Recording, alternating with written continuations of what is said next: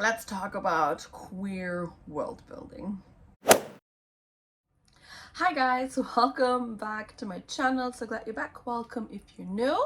My name is Natalie, and today I'm giving you very specific book recommendations. So I've seen this on Kayla's channel from Books and Lala and Maddie from Book Browsing Blog, all linked down below. They had videos with like specific book recommendations. And I'm not talking about tropes, I'm talking about themes, little things that make them enjoy books more. I think Kayla was like books about space not set in space or something like this. And today I want to talk about a thing that I personally enjoy in books, and I actually think every fantasy and sci-fi book should have. Um, but Allah, we're not there yet, apparently. It's 2021. That is queer world building. What I mean by this, and I think when I talk about the books, you kind of get where I'm coming from.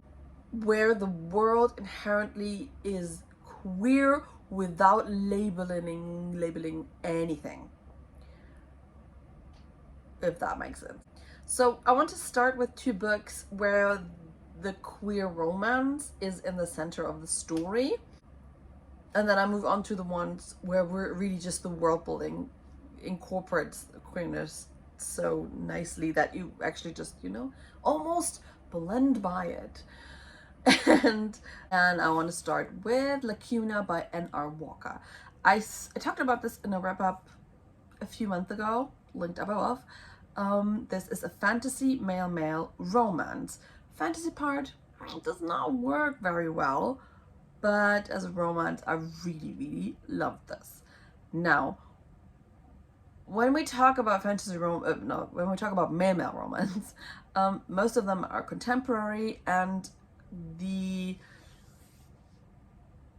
this gay relationship is always ground for a bit of a dramatic climax. So coming out, being outed, not being sure about themselves, which are all valid themes to discuss. I don't want to invalidate this.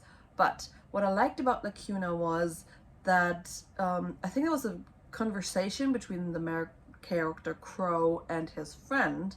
And they talk about, because Crow is attracted to this other man, Tancho, and they were like, I'm not even sure if he likes men. And inherently the vibe was, then just ask. If you don't, just ask him. You will not know if you don't ask. So, and this was it. I'm like, okay, this is good. Like, not, are you sure? It's okay to be gay. Like, this is important in contemporary fiction, especially like coming of age or finding yourself or struggling with yourself is absolutely valid. But I think in fantasy it should not be a thing, and this is why I loved about this book, because it's just there. I'm attracted to a man, I don't know if he likes men, just ask.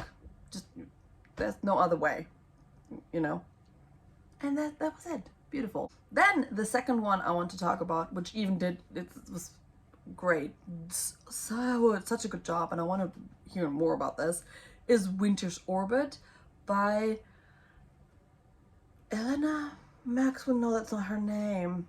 Evelina Maxwell. Sorry, I don't have a copy yet. This also is a science fiction sci-fi romance. Like, the romance is very much the centerpiece of the story.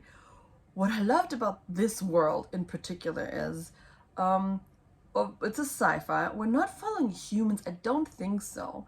It's not actually very mentioned. We're just assumed that they look like humans, but they express their gender identity. Sorry. They express their gender identity with accessories and jewelry. So, I don't know, in my head when I was reading it, they all look kind of the same, a bit androgynous.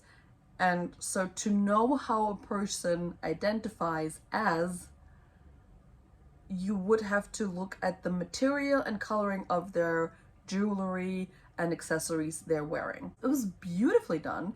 I wish there would be more like details within, I needed to know more. This was part of the world building that I really enjoyed. Also, in general, this is a really, really good book and everyone should read it. And the next two books I want to talk about is also one sci-fi, one YA fantasy, where the queer, like the relationship is not the centerpiece. First, I want to talk about the Wayfarer series by Becky Chambers.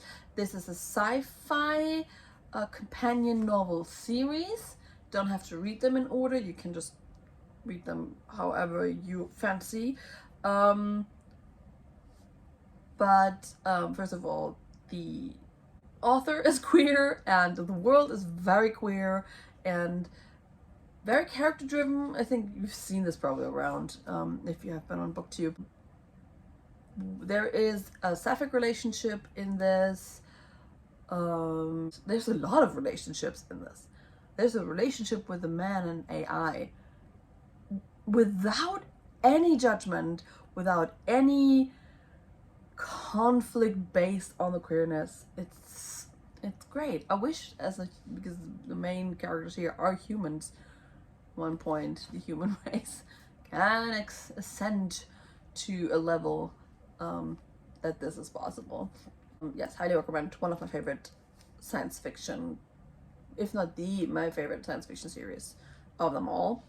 And yeah, because I didn't talk about it enough on this channel, like every other video, They All Come in Darkness by Katie Rose Poole. This is focused around a prophecy and the destruction of the world and 5 people trying to save it. There is a queer POV character in this. His queerness is never ground for any conflict. His queerness is just there.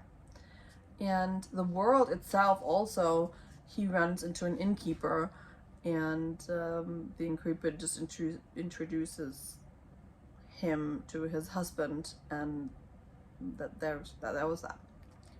The end. Yeah, I don't know what to tell you here because I've been talking about this book. I'm sorry.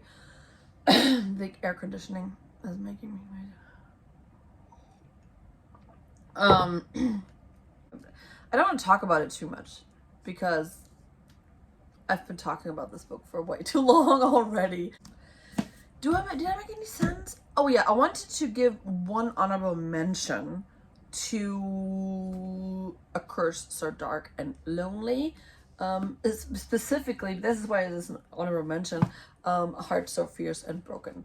So, I'm losing my voice, don't mind me. There is LGBTQ rep in here. The Harper's brother, so Harper is the main character of this one, is gay and in a gay relationship. But since they're not present in this book, but they are in this, and this is the second one, this is why it's an honorable mention. It's not from the start, but it also doesn't feel like an afterthought. I should have started with this, where the queerness is not an afterthought you throw in just because you want to sell more books.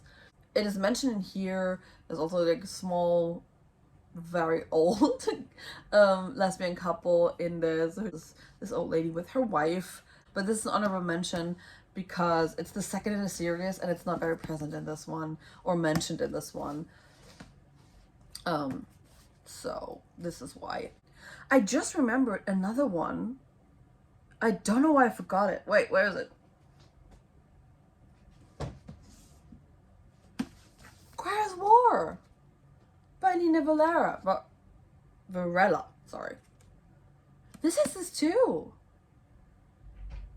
This is a sapphic romance. Okay. Just a moment. Okay, I'm back. Yes. This has a sapphic relationship. And it's never talked about, I think. Let me know if I remember this correctly, but I think this has this too. It's been a while. Yeah, okay.